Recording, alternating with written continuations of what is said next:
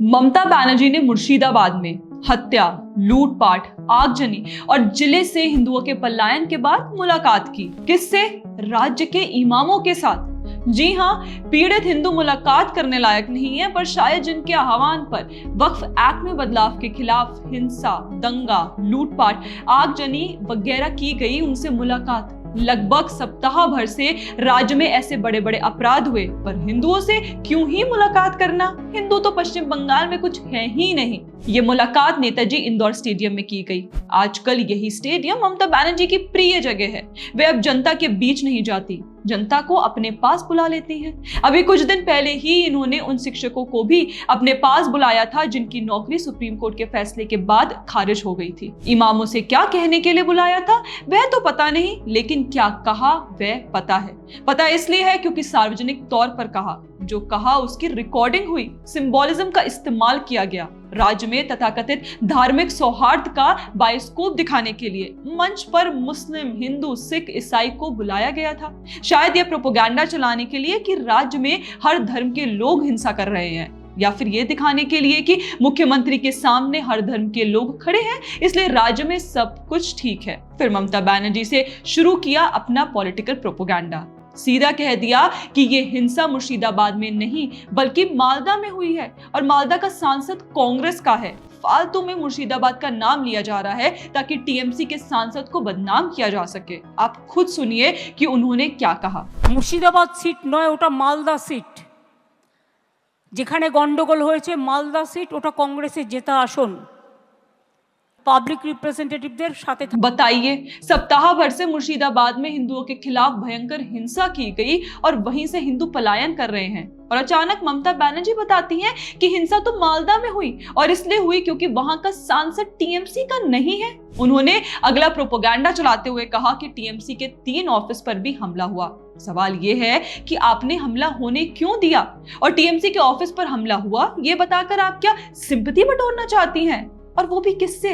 राज्य के उन लोगों से जो इस हमले में बेघर हो गए, जिनकी दुकानें और मकान जला दिए गए। वो आपको क्या सिंपैथी देंगे? वे बेचारे तो खुद सिंपैथी के पात्र हैं। जाहिर है कि आपको हिंसा करने वालों से तो सिंपैथी मिलेगी नहीं। फिर उन्होंने इमामों से पूछा कि एक ही बार में इतना कुछ करने की जरूरत क्या थी, जल्दी क्या थी? जैसे कह रही हूं कि इंस्टॉलमेंट में दंगा करना चाहिए था। उनसे पूछा कि सब कुछ एक ही बार में करना सही है क्या? आप क्या एक ही समय में ब्रेकफास्ट, लंच और डिनर कर लेते हैं? आप खुद सुनिए कि उन्होंने क्या कहा। তাড়াহুড়ো করে সবকিছু করে ফেলতে হবে। আপনি কি একসাথে ব্রেকফাস্ট, লাঞ্চ, ডিনার সব একসাথে খেতে পারেন? তাহলে টাইমটা কেন ভাগাভাগি করা আছে? फिर कहा कि मैं उकसाने के लिए कुछ बोलने नहीं आई हूँ, मैं शांति चाहती हूँ। सही बात है, उकसाने का काम तो आप पहले ही कर चुकी हैं। पहले ही आपकी पार्टी ये प्रोपेगेंडा चला चुकी है कि वक्फ एक्ट में बदलाव करके मुसलमानों की संपत्ति पर भाजपा कब्जा करना चाहती है। फिर उन्होंने केंद्र के खिलाफ वही यूजुअल प्रोपेगेंडा चलाया। कितने लोगों को नौकरी दी, मेडिसिन का दाम बढ़ा दिया, पेट्रोल का दाम बढ़ा दिया, महंगाई बढ़ा दी। माने दुनिया भर की बात कर ली, लेकिन जिलों में मारे गए और अब बेघर हिंदुओं की बात याद ही नहीं आई। क्यों ही याद आएगी? हिंदू जो ठहरे। फिर ये इमामों से हाथ जोड़कर प्रार्थना करने लगी। कहा कि दया करके बीजेपी की बात को पकड़कर अशांति मत फैलाइए। बताइए, सरकार ने कानून बनाया और उसे संसद से पास करवाया, लेकिन ममता बनर्जी उसके लिए बीजेपी को जिम्मेदार बता रही हैं। हिंसा के लिए भी बीजेपी जिम्मेदार, कानून बनाने के लिए भी बीजेपी जिम्मेदार, अन्य सभी जिम्मेदार हैं बस ममता बनर्जी और उनकी सरकार को छोड़कर। फिर उन्होंने केंद्र सरकार से सवाल किया, ये सब करने की जल्दी क्या है? आपको बांग्लादेश की परिस्थिति का पता नहीं है? आपको ये पता नहीं है कि Bengal is the border of Bangladesh, Bhutan, Nepal, Sri Lanka? एक मिनट, श्रीलंका? पश्चिम बंगाल और श्रीलंका का बॉर्डर मिलता है कहां? संदेश खाली में। और पश्चिम बंगाल का बॉर्डर किन किन देशों से मिलता है? यह बात केंद्र सरकार को कानून बनाने या कानून में बदलाव से रोक सकती है? भाई, पश्चिम बंगाल का बॉर्डर किन देशों से मिलता है, इससे वक्फ एक्ट में बदलाव का क्या लेना देना? আমি এখনো চ্যালেঞ্জ করে বলছি গভর্নমেন্ট অফ ইন্ডিয়া, আপনি why you are so harried? আপনি বাংলাদেশের পরিস্থিতি জানেন না? Bengal is the border of Bangladesh, Nepal, Bhutan, Sri Lanka. আপনি ইউনুসের সাথে গোপন মিটিং করুন, ये किस तरह की बेसिर पैर की बात है? वक्फ कानून में बदलाव क्या केवल पश्चिम बंगाल में लागू होगा? बॉर्डर तो असम का भी भूटान और बांग्लादेश से लगा हुआ है, तो वहां दंगे क्यों नहीं हुए?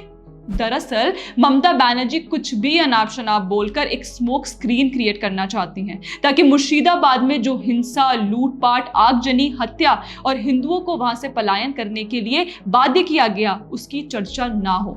इसके साथ ही मिस बनर्जी ने वही आरोप लगाए जो पूरा इकोसिस्टम लगा रहा है कि बाहर से लोगों को लाकर दंगा करवाया गया है। उन्होंने तो यह आरोप भी लगाया कि मोदी और बांग्लादेश के शासक यूनुस मिलकर कुछ करवा रहे हैं। आप सोच सकते हैं कि एक राज्य के मुख्यमंत्री सार्वजनिक मंचों पर उनकी जुबान पर जो आ जा रहा है वो आराम से बोलकर चली जा रही हैं। उसके बाद वे संविधान की बात करने लगी, जो मन में आया वो बोला, आर्टिकल 14, 15 और 18 का नाम लिया। मजे की बात यह है कि ममता बनर्जी जिन जिन आर्टिकल्स को यहाँ जिन जिन बातों के लिए कोट कर रही हैं, वे उनमें हैं ही नहीं, पर उन्हें तो इमामों के सामने जबरदस्ती ये प्रूफ करना है कि केंद्र सरकार तो संविधान को ही खत्म कर रही है, इसलिए संविधान की बात है। फिर उन्होंने ये आरोप लगाया कि गृह मंत्री अमित शाह ये सब कानून इसलिए बना रहे हैं क्योंकि उन्हें प्राइम मिनिस्टर बनना है।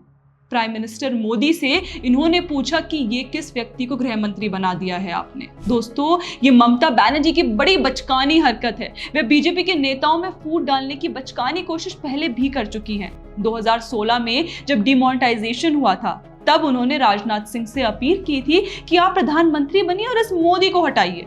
ये एक राज्य के मुख्यमंत्री की सोच है, जिसे उन हिंदुओं की चिंता नहीं है जिन्हें कश्मीर के हिंदुओं की तरह बेघर कर दिया गया।